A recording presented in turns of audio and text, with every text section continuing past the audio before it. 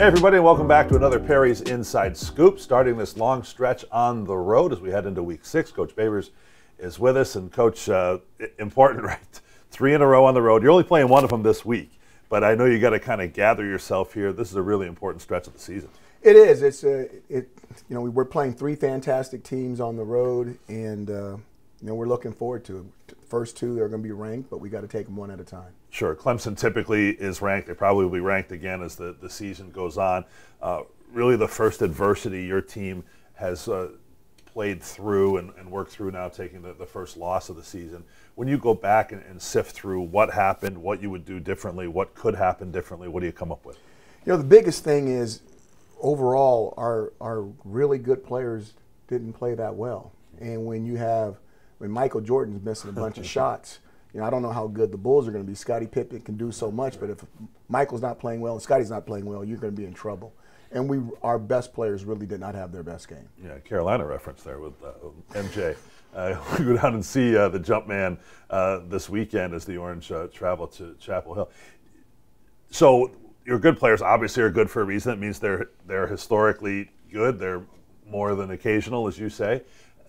So do you just think, hey, that they bounce back? Or is there something about preparation, about your game readiness that you look into? Well, we changed some things. That we did last week to this week to see if we could shake things up a little bit. But really, analytically, sort of speaking, it's the first time I've ever been a part of a game where so many good players didn't play well. And obviously, that's when that catches. That's not something you want catching on your team, right? Absolutely. The guys that you certainly trust.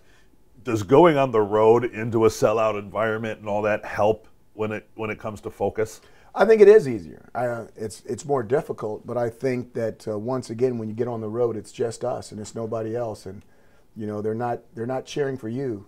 So if you need to hear a lot of boos and get excited about it, and we're looking forward to that opportunity. Yeah. So Carolina is the challenge this week. Another outstanding quarterback in Drake May.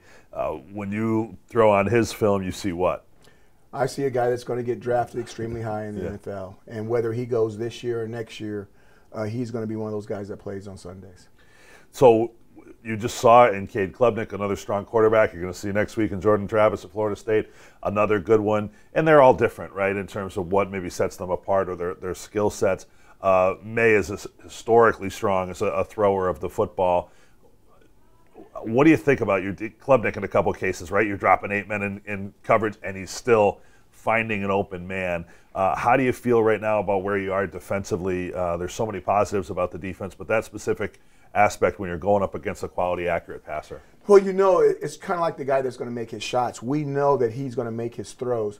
Our biggest thing is when you have him on 3rd and long, not to let him beat you with his legs, not to let him scramble out because you lost contain, not pass up an opportunity when we're blitzing a backside corner, he doesn't see him coming, and we go low, and he steps out of it when really that's an opportunity for him to take a shot like our quarterback took, a nice, legal, clean shot, and then let him get back up and play the next play.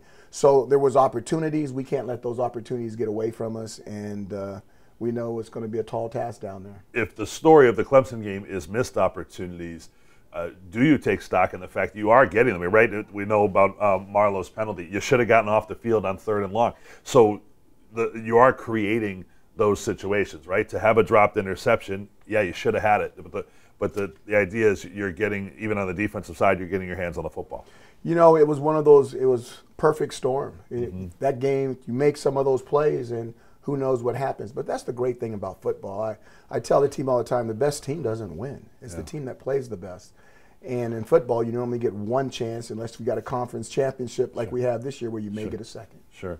What did we see with Dan Villari's emergence in the Clemson game? And I got thinking later in the week you see him doing some different things, and not necessarily to compare these folks, but when you think about Coach Beck, Coach and I, going back to BYU, Taysom Hill, and we've seen over time these skilled individuals that have size, strength, ability to line up in different positions, impact the game in different ways.